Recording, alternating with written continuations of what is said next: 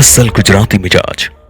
વિગતવાર સમાચાર પર નજર કરીએ તો રાજ્યમાં મેઘરાજાની મહેરના પરિણામે 206 જળાશયોમાંથી 108 જળાશયો સંપૂર્ણ એટલે કે 100%, જ્યારે 44 જળાશયો ડેમ 70થી 100% વચ્ચે ભરાતા હાઈ એલર્ટ જાહેર કરાયા છે।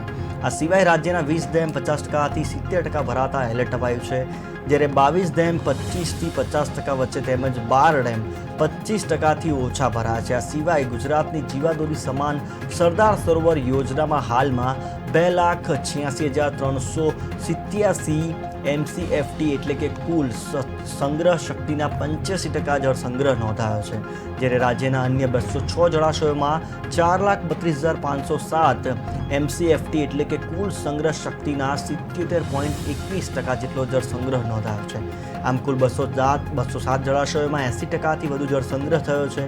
આ ઉપરાંત સૌથી વધુ મધ્ય ગુજરાતના 17 જળાશયોમાં 93%, કચ્છના 20 જળાશયોમાં 87%, સૌરાષ્ટ્રના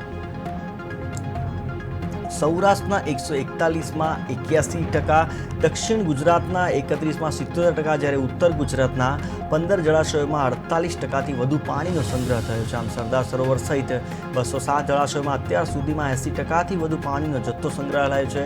ગત વર્ષે આ સમયે 207 જળાશયોમાં 76%થી વધુ જળ સંગ્રહ નોંધાયો હતો।